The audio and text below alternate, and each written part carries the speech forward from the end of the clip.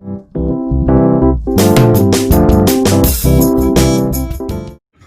की लड़कियां social science की किताब में बेटा अध्याय 5 अपन स्टार्ट कर रहे हैं।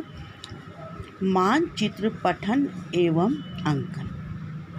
मानचित्र पढ़ना और उनका ज्ञान प्राप्त करना। पिछली कक्षाओं में आपने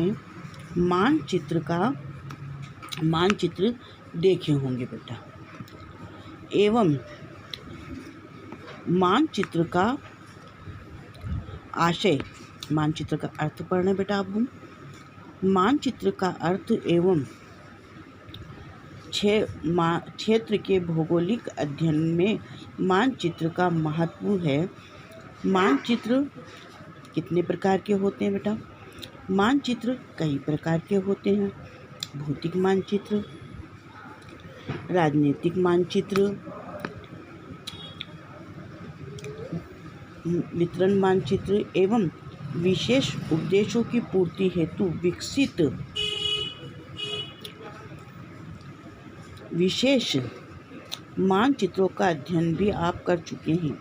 इस अध्याय में हम किसी क्षेत्र की जलवायु संबंधी तत्वों की विविधता और प्रभाव को स्पष्ट करने हेतु आज हम मौसम मानचित्र का अध्ययन करेंगे। देखिए, मौसम मानचित्र का अर्थ। मौसम मानचित्र से आशय ऐसे मानचित्र जिसमें पृथ्वी के किसी भाग पर घटित मौसम संबंधी दशाओं जैसे तापमान की स्थिति, वायुदाब, वर्षा, पवन की दशा एवं वेग, मेघाच्छादन को अंतर्राष्ट्रीय स्तर पर निर्धारित संकेतों के माध्यम से व्यक्त किया जाता है, उसे हम क्या कहते हैं? मानचित्र कहते हैं। बेटा प्रश्न लिख लेना, मौसम मानचित्र का अर्थ लिखिए या मौसम मानचित्र से आशय। यह आपका पूरा आंसर हो गया। अब मौसम मानचित्र की निम्नलिखित विशेषताएं बेटा। मौसम मानचित्र की विशेषताओं के आधार पर हम समझ सकते हैं। नंबर 1, मौसम मानचित्रों में मौसम के तत्वों का चिन्हों द्वारा अंकन किया जाता है।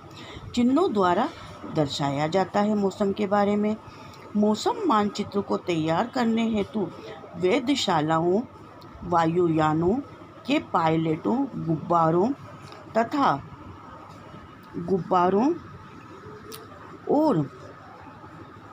तथा जलयानों से मौसम सूचनाएं प्राप्त की जाती है। तीसरी विशेषता, वेधशालाओं से निम्न मौसमी तत्वों की जानकारी एकत्रित की जाती है।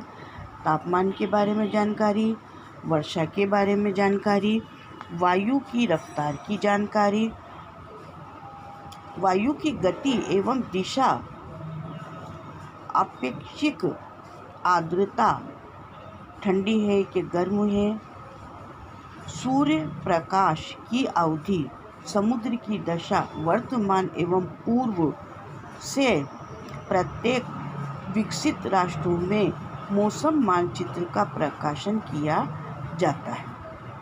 चौथा पॉइंट, प्रत्येक विकसित राष्ट्र में मौसम मानचित्र का प्रकाशन किया जाता है बेटा। फिर देखिए, भारत में मौसम मानचित्र का प्रकाशन, अब सन नोट करना बेटा, 1875 में। कब बेटा? 1875 में प्रारंभ हुआ। वर्तमान में मौसम मानचित्र प्रकाशन कहाँ हुआ? पुणे में। नोट करना बेटा ये खास चीज़ें। अगला पॉइंट, मौसम मानचित्र से प्राप्त मौसमी दशाओं एवं सूचनाओं का समाचार पत्रों, दूरदर्शन एवं आकाशवाणी के माध्यम से प्रसारित किया जाता है। अगली विशेषता है बेटा, मौसम मानचित्र तैयार करने हेतु मौसमी दशाओं, तत्वों का निरीक्षण एवं अभिलेखन वेधशालाओं में कितनी बजे से कितनी बजे तक किया जाता है बेटा? प्रातः यानी सुबह 8 बजे से शाम 5:30 बजे तक किया जाता है। मौसम मानचित्र में सूचनाओं को प्रसारित करने हेतु कूट संख्याओं का प्रयोग किया जाता है, जिनका वितरण अभिप्राय होता है। तो बेटा ये आप मौसम मानचित्र की विशेषताएं पढ़ चुके हैं। आपके पहले प्रश्न का उत्तर भी मिल गया है आपको। मौसम मानचित्र से क्या आशय है बेटा। दूसरा प्रश्न आप देख लीजिएगा, मौसम मानचित्र की विशेषताएं बेटा। उसके बाद भारत में मौसमी विभाग की स्थापना कब हुई। 1864 ईस्वी में बंगाल के एशियाटिक सोसाइटी के सुझाव पर हुई। प्रारंभ में इसका कार्यालय कहाँ था बेटा, शिमला में।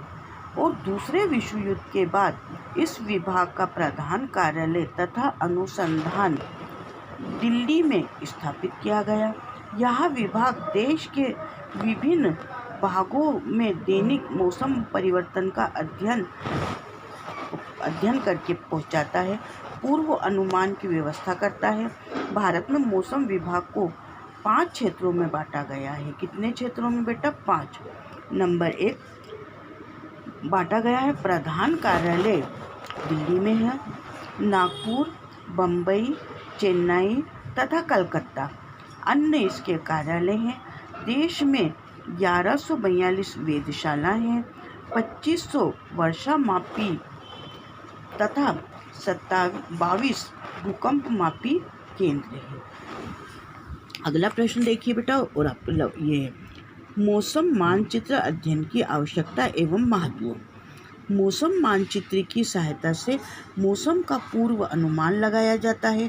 इसे समाचार पत्रों, आकाशवाणी के माध्यम से पेश किया जाता है। अतिवृष्टि, अधिक वर्षा होना, वर्षा का ना होना, भूकंप आना, ओलावृष्टि, तूफान एवं हिमपात यानी बर्फ की बारिश होना जैसी प्राकृतिक आपदाओं से जन सामान्य को सुरक्षित करने का प्रयास किया जाता है। ये महत्व है बेटा मौसम मानचित्र का।